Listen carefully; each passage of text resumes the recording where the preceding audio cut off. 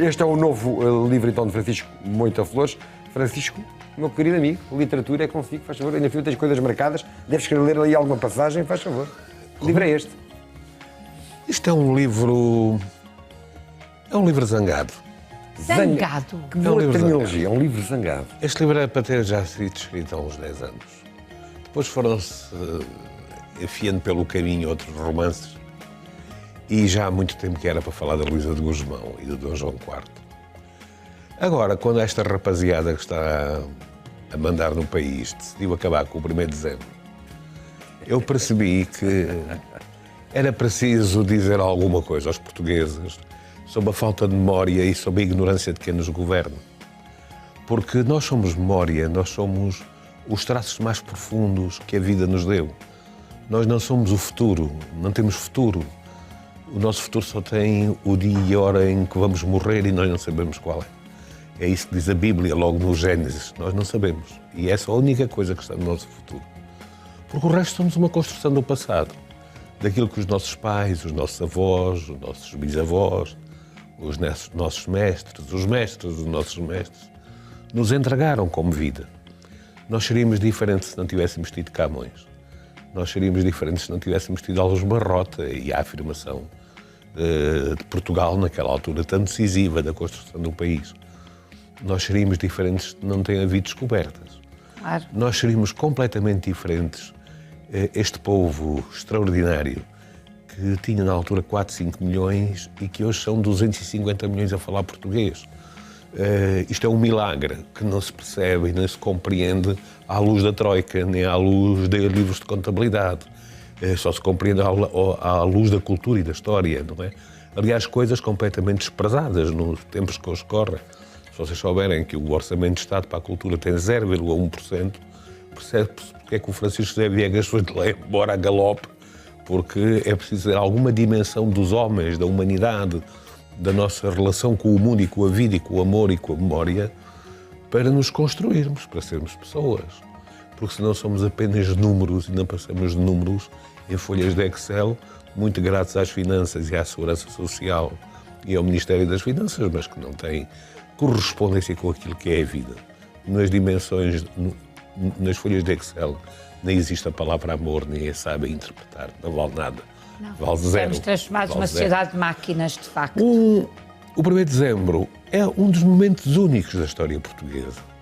Maltratado por uma certa esquerda a seguir ao 25 de Abril, porque era uma data muito consagrada por Salazar, mas esqueça-se que também era consagrada por todos os outros regimes anteriores, repúblicas, monarquias constitucional. E depois, maltratada até pela direita, que foi a direita que acabou com o feriado do 1º de dezembro. E o que é que Portanto, significa exatamente o 1º de dezembro para nós, Francisco? Maia, significa uma coisa tão só isto. Num período crítico da história portuguesa, em que estávamos dominados pelos Filipes havia 60 anos, nós estamos a ser dominados pela Troika, mas não há tanto tempo. Exatamente. Mas já eram 60 anos. Tínhamos tido uma tragédia terrível, que era a Batalha de Alcácer Quibir. Onde morreu Dom Sebastião e ficámos bom sem que fique claro, porque esta malta, porque não tem memória, faz uns grandes alardes com alguns feriados e com algumas festas. Nós perdemos na guerra colonial cerca de 30 mil militares, mais coisa, menos coisa. Naquela manhã em Alcácer Quibir, nós perdemos 20 mil pessoas. O país caiu, naquela manhã, o país morreu em Alcácer Quibir. Não só o rei, mas toda a administração. A proporção, não é? Porque a proporção de pessoas que existiam naquela altura ou na guerra colonial é completamente diferente. Podem imaginar o que é numa manhã desaparecerem, morrerem ou cativos 20 mil pessoas. É um trauma brutal, um choque brutal que é o de separar das nossas expectativas enquanto país, enquanto entidade. E esses 60 anos foram 60 anos aceitos, quase. Os Filipes entraram. E entraram porque não havia outra condição. O país estava de rastros. E, de facto, Dom Sebastião não tinha deixado descendência. Não, e não havia condições. Certo. Descendentes não havia, mas havia candidatos ao trono. Mas não havia hipótese, porque era o melhor candidato e tinha força, era o maior império do mundo. Portanto, Espanha anexou Portugal. Pois, e o que é que acontece? Portugal, quando acontece 1640, se vocês olharem para o 25 de Abril, para o 28 de maio, para o 5 de outubro, para o dia em que começou a regeneração, para o golpe constitucional liberal.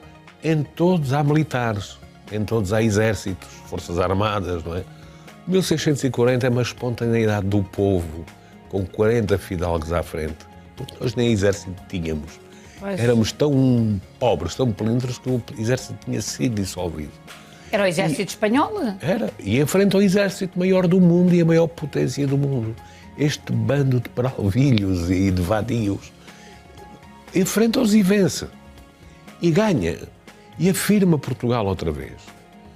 E isto é um momento tão único, tão extraordinário na história de qualquer povo, que em Portugal nós esquecermos este pedaço da nossa memória é perdermos um pedaço da nossa autoestima. Claro. Da nossa soberania. Da nossa soberania, da nossa identidade, da nossa relação com os outros, da nossa relação com a vida, da nossa afirmação como povo, como gente, com amor a um pedaço de chão, com amor a um conjunto de símbolos que já tinham sido construídos e que tinham como o maior deles a nossa língua, não é?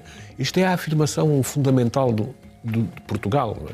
E é a coragem, e sobretudo a coragem portuguesa, não é? Porque estes homens e esta mulher, Luísa de Gusmão... O livro é exatamente isso. É aqui a hesitação que existe entre a coragem e a loucura, não é?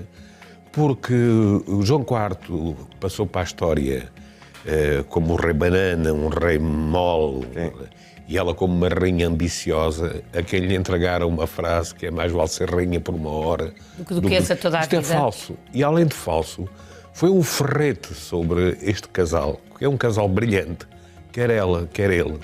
Ela porque é uma mulher ativa, desnica, que apoia sempre o seu marido.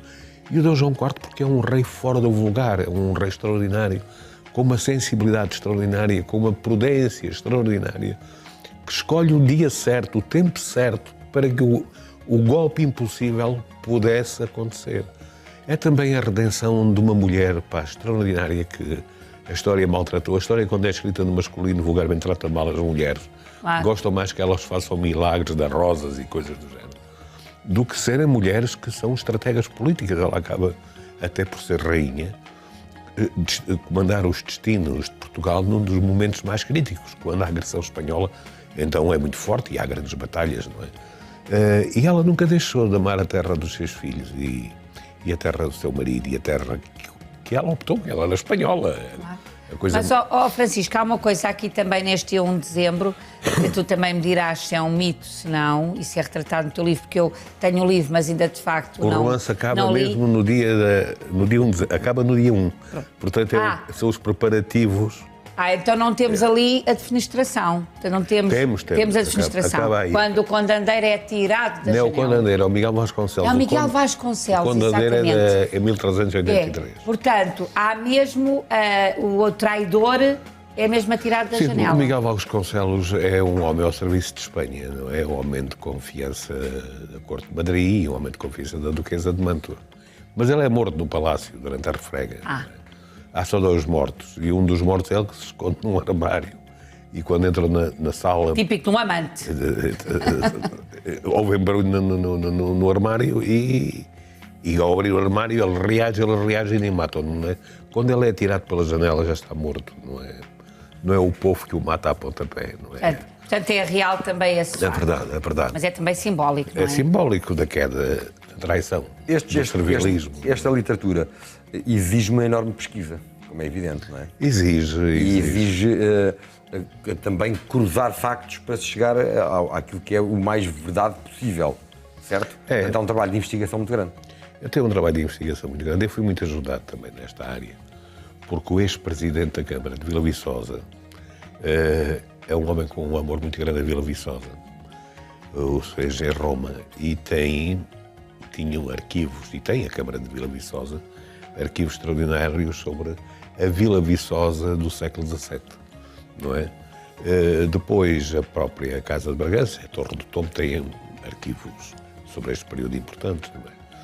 E os arquivos de Cádiz, que é da família Medina Sidónia, que são os arquivos da família dela, né? que também procurei.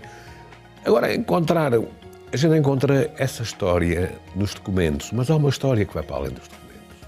que é preciso História dos sentimentos. que é a história dos sentimentos, que é nós entrarmos na cabeça desta gente.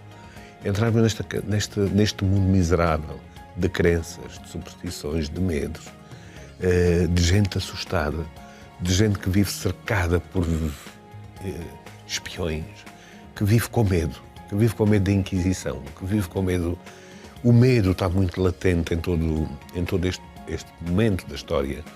E é, de facto, um período extraordinário para nós percebermos como é que, naquele contexto especial, a genialidade portuguesa impõe o poder de Portugal perante... Se isto não tem acontecido e o golpe ter falhado, nós hoje éramos como a Galiza. Sim. Ou aqui como a Andaluzia, não é? Éramos uma província zeca, porque a política do Conde de Olivares, com o Duque de Olivares da altura, já era dissolver Portugal. Os casamentos eram de conveniência para dissolver a nobreza portuguesa, não é? A Luísa de Gusmão, aliás, vem para fazer um casamento de conveniência político, não é? Não era conveniência para arranjar algumas, porque eram todos poderosos, de conveniência política para dissolver a expectativa de realeza que podia nascer em Vila Viçosa. Claro. Saiu-lhes um tiro pela culatra. Ela apaixonou-se pelo rei. É uma chatice, pá. É. Acabou a política. Porque há valores que a história não fala e que a política despreza, não é? Eu duvido que todos os políticos, pá, que estão muito tempo na política sejam bons amantes, pá. Não podem ser. Não podem ser. Porque, de facto, entre política e amor, pá, uma incompatibilidade radical. Pá. É engraçado porque nós vamos cruzando da história vários, quase todos os factos históricos, que depois se tornam em factos históricos relevantes, há sempre uma mulher. Há sempre mulheres, porque nós somos... Sempre. Isto é feito por homens e mulheres. Nós construímos durante séculos e depois do 25 de Abril isso ainda continua. A ideia é que isto é feito por homens, mas isso é a ideia de um arcaísmo tão grande e de um reacionarismo tão grande que é não compreender aquilo que os pensadores iluministas já defendiam, é que nós somos iguais. Somos completamente iguais. Nascemos da mesma raiz, nascemos do mesmo útero. Cada homem nasceu de um útero feminino. Cada mulher tem os mesmos direitos, os mesmos deveres. Eu até sinto-me mal estar a dizer isto, mas Quase é verdade. não é preciso dizer, não é? Tem os mesmos direitos e os mesmos deveres do que um homem. A capacidade de intervir que um homem. Enfim, agora numa sociedade marcada pelo misoginismo, pelo machismo, pelo hedonismo, por uma série de vícios que ainda por cima passam em silêncio. É evidente que nós, quando olhamos para uma mulher e grandes mulheres que a nossa história tem tido, nós somos surpreendidos. Eu devo dizer que estou a viver com a Luísa de Gusmão agora. O romance esgotou na primeira semana. A primeira edição esgotou logo, está na segunda edição. Eu estou a viver a mesma sensação que tive quando escrevi a Fúria das Vinhas sobre a Ferreirinha. É. Porque Grande livro esse. a Ferreirinha não era reconhecida. Não. Nem no grupo das feministas, das mulheres mais combativas, reconhecia. Porquê? Por causa da costela de esquerda. Quer dizer, ela tinha sido a maior empresária do século XIX, capitalista e tal, opressora do povo, aquelas coisas. Era pura e simplesmente esquecida. Só existia nos mitos. Nos mitos. Nos mitos do Douro, nos mitos do vinho. Mas existia como uma coisa... Eu próprio estava convencido que o Porto Ferreira era uma produção de homens. Quando descobri a Ferreirinha, não é? E como é que uma mulher revolucionou Douro. Completamente. E com 70 e tal anos. E faz com que exista vinho do Porto. Foi uma mulher. Hoje... Existe o Douro, com que seja o Douro internacional. Acho que dei esse contributo. Claro que deste. Claro para a que história deste. das mulheres. E é exatamente com afirmar esse teu livro, A Fúria das Vinhas, que eu me apaixono pelos teus romances. Portanto, já lá vão uns anos de paixão. Temos já muito pouco tempo, mas só como é que gostava só que me explicasses como é que as pessoas, qual foi o clique para as pessoas que não eram um exército organizado se mobilizarem em tão grande número e terem havido 20 mil mortos. Né? Isso é Alcácer Quibir. Sim, estou a referir-me a Alcácer Quibir. Como é que houve esse impulso? É um ato de loucura, é um rei mau, é um rei medíocre. Nós nunca falamos de Dom Sebastião. Mas foram-se juntando em surdina e Não, combinando... estás a falar da conspiração do 1º de dezembro, ou dos 20 mil. Não, a Alcácer Já estou a falar de Alcácer Quibir. Quibir é um... Alcácer Quibir é um exército exército. formal, não é? Não, então calma. Então estou a falar do... Quando é que tu me dizes que morrem 20 mil pessoas? Alcácer Quibir. Alcácer E que Quibir. destrói Portugal. Portugal deixa de existir. Entram os Filipes. Aqui a conspiração é uma conspiração muito tensa. 40 pessoas, 50. Vigiada, 40. 40. São vigiados de perto, não é? Ao momento que o Dom João IV, ainda fez Duque o- de Bragança, faz o corte com os conspiradores e só permite que vão a Vila Viçosa os conspiradores que eram da casa dele, que eram administradores, para não levantar mais suspeitas, não é? Porque o cerco dos espiões era terrível, não é? Contra eles, com medo, porque o único que podia ser rei era Dom João IV. Mais nenhuma outra casa estava em condições de assumir isso. E o cerco era tremendo em volta de Vila Viçosa.